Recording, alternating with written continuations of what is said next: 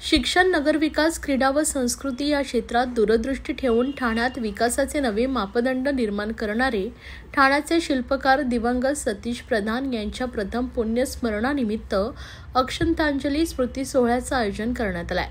28 November ते 29 डिसेंबर 2025 या महिनाभरात चालणाऱ्या कार्यक्रमाची माहिती कमलेश प्रधान यांनी आयोजित पत्रकार परिषदेत दिली आहे। सहसचिव मानसी प्रधान, प्राचार्य डॉक्टर गणेश भगुरे व प्राध्यापक संजोत देऊस्कर आदी मान्यवर यावेळी उपस्थित होते। स्मृती सोहळ्याचा शुभारंभ 28 नोव्हेंबर रोजी सकाळी 9:30 ते दुपारी 1 या वेळेत राम गणेश गडकरी रंगायतन येथे होणार आहे। या कार्यक्रमात उपमुख्यमंत्री एकनाथ शिंदे प्रमुख अतिथी म्हणून उपस्थित राहणार आहे। तसेच परिवहन मंत्री प्रताप सरनाईक, खासदार नारायण राणे, भाजपा प्रदेशाध्यक्ष रवींद्र चव्हाण, खासदार नरेश म्हस्के, आमदार संजय केळकर, आमदार निरंजन डावखरे, जिल्हाधिकारी श्रीकृष्ण पांचाळ आणि महापालिका आयुक्त सौरभ राव यांची मान्यवर उपस्थिती अपेक्षित आहे। या कार्यक्रमात गीतकार प्रवीण दवणे यांच्या शब्दातून ठाण्याच्या अस्मितेला साथ घालणाऱ्या ठाणे अभिमान गीत या गीताचं लोकार्पण होणार आहे। वैशाली सामंत आणि श्रीरंग भावे यांनी आपल्या गोड आवाजात हे गीत गायलं असून स्वरूप होनप यांनी संगीतबद्ध केलं आहे। नमस्कार। कैलासवासी माजी खासदार सतीश प्रधान यांना जाऊन 1 वर्ष पूर्ण होत आहे। त्यानिमित्ताने आपण अक्षतांजली हा कार्यक्रमाचं आयोजन केलेलं आहे। मुख्य कार्यक्रम हा 28 नोव्हेंबर 2025ला गडके रंगायतन येथे सकाळी 9:30 वाजता आहे। ह्या कार्यक्रमात आत्तापर्यंत काही मान्यवरांनी कन्फर्म केलेलं आहे की ते येणार आहेत। त्याच्यात एकनाथ शिंदे सर आहेत, प्रताप सरनाईक सर आहेत, नरेश म्हस्के सर आहेत, नारायण राणे सर आहेत, रवींद्र चव्हाण सर आहेत, संजय केळकर सरांनी कन्फर्म केलेलं आहे आणि निरंजन डावखरे यांनी कन्फर्म केलेलं आहे। त्या दिवशी आपण ठाणे शहरासाठी अभिमान गीत म्हणून आपण एक गाणं तयार करून घेतलेलं आहे।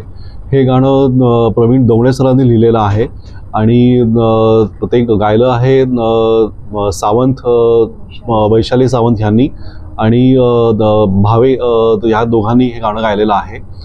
त्या गाण्याचं आपण हे गाणं ठाणे शहराला आपण अर्पण करतो आहे। त्या दिवशी सतीश प्रधान यांच्यावरती एक चित्रफित आपण दाखवणार आहोत आणि सर्व जे काही मान्यवर येणार आहेत त्यांचं भाषणं त्या दिवशी होतील।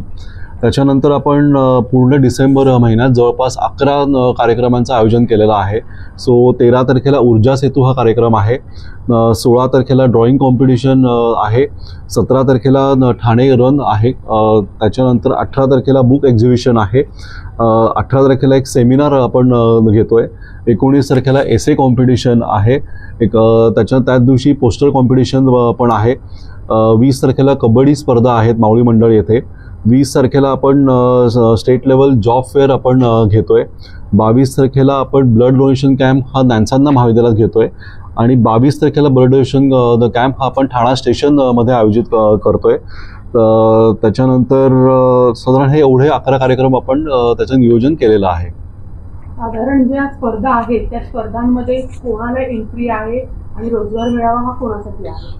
रोजगार मेळावा हा ठाणे शहरातील सगळ्या महाविद्यालयातील विद्यार्थ्यांना ओपन आहे आणि महाराष्ट्रातनं विविध कंपन्या त्या दिवशी आपण येणार आहोत म्हणजे विद्यार्थ्यांना जॉब इंटरव्ह्यू घेण्यासाठी। जे सक्सेसफुल विद्यार्थी जॉब इंटरव्ह्यू क्रॅक करतील त्यांना त्या दिवशी जॉब मिळेल।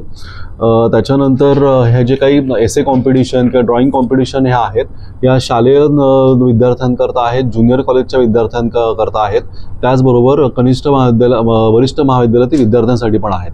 कबड्डी स्पर्धा घेण्यात येईल, संघ महाविद्यालयातले असणार आहे का इतर बाहेर? इतर ठाणे शहरातल्या विविध महाविद्यालयातील संघ ह्याच्यात उतरणार आहेत। ज्युनियर कॉलेजमध्ये मुलांचा संघ आहे, 8 संघ उतरणार आहेत, मुलींचा पण 8 संघ आहेत ज्युनियर कॉलेजमधनं। डिग्री कॉलेजच्या लेवलला पण मुलांचे 8 संघ आहेत, मुलींचे 8 संघ आहेत।